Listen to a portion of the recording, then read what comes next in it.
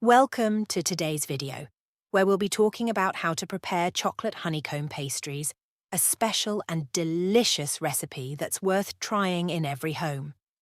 Before we start, don't forget to hit the subscribe button and turn on the notification bell so you never miss out on any of our tasty recipes. Our first step is preparing the dough. Start by mixing 1 cup of warm water with 1 cup of warm milk in a deep bowl. Then, add 1 tablespoon of instant yeast and 1 teaspoon of baking powder along with half a cup of sugar. Mix all the ingredients well until everything is completely dissolved in the liquids. After that, let the mixture rise for about 30 minutes in a warm place so the yeast can activate and the dough can rise. Once the mixture has doubled in size, add 1 egg along with a teaspoon of vanilla for flavour. Then, gradually add half a cup of oil while continuously stirring to ensure the oil blends well with the other ingredients.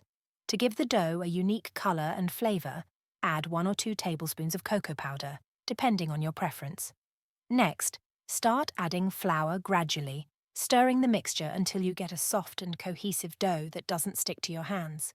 Cover the dough and let it rise again for another half hour to an hour, or until it doubles in size. Once the dough has risen, start shaping it into small, equally sized balls. Flatten each ball into a circle using your hands or a rolling pin, and place a small spoonful of melted chocolate or your favourite filling in the centre of each circle. After adding the filling, carefully seal the dough, making sure the edges are tightly closed to prevent the filling from leaking out during baking. Arrange the balls close together on a greased baking tray so they touch each other slightly, which will give them a honeycomb shape after baking. Brush the surface of each ball with milk and sprinkle a little sesame seeds on top for a nice touch. Then, place the tray in a preheated oven at a moderate temperature and bake the pastries until the tops are golden brown. Once you take the tray out of the oven, let the pastries cool a bit before decorating them with a layer of melted chocolate to taste. You can also add roasted nuts or a dusting of powdered sugar for extra flavour and flair. Here's a tip to get perfect pastries. Make sure the dough is fully risen before shaping, and if you want a shiny, beautiful finish, don't forget to brush the pastries with milk or a beaten egg mixture before baking. Also, keep an eye on the oven during baking to avoid burning and to achieve an even colour. In conclusion, I hope you enjoyed today's recipe and that you'll try it out and love the results.